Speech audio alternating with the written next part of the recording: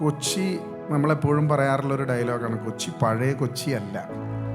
കൊച്ചിയിൽ ഒരുപാട് മാറ്റങ്ങൾ ഉണ്ടായിട്ടുണ്ട്, ഒരുപാട് മാറ്റങ്ങൾ ഉണ്ടായിക്കൊണ്ടിരിക്കുന്നത്. എൻ്റെ ഫാദർ കടമക്കുടി എന്ന് പറയുന്ന ഒരു ഐലൻഡിൽ, ചേന്നൂർ എന്ന് പറയുന്ന ഒരു ദ്വീപിൽ നിന്ന് വരുന്ന ഒരാളാണ്.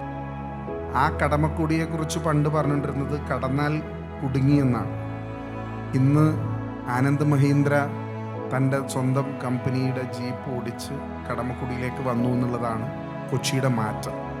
അതൊരു ബ്രൈറ്റർ സൈഡായിട്ട് നമ്മൾ നിൽക്കുമ്പോൾ തന്നെ കൊച്ചിയുടെ വായു മലിനീകരണം AQI is competing with Delhi. Air quality index ക്രമാതീതമായി വർദ്ധിച്ചുകൊണ്ടിരിക്കുന്നു. ക്വാളിറ്റി ഓഫ് എയർ വല്ലാതെ മോശം ആയിക്കൊണ്ടിരിക്കുന്നു. അത് നമുക്ക് ഫീൽ ചെയ്യുന്നില്ലെങ്കിലും നമ്മൾ ഗൂഗിളിൽ ഇപ്പോൾ AQI ഓഫ് ലണ്ടൻ നോക്കിക്കോ, നിങ്ങളിപ്പോൾ AQI ഓഫ് കൊച്ചി നോക്കിക്കോ, AQI of London will be better. അപ്പോൾ ആ വായു മലിനീകരണങ്ങളും ഗ്ലോബൽ ക്ലൈമറ്റിക് ചേഞ്ചസിൽ പാരിസ്ഥിതികമായി കൊച്ചി നേരിടുന്ന ഒരു 1 മീറ്റർ ബിലോ സീ ലെവലിൽ നേരിടുന്ന ഒരു വലിയ വെല്ലുവിളിയുണ്ട്.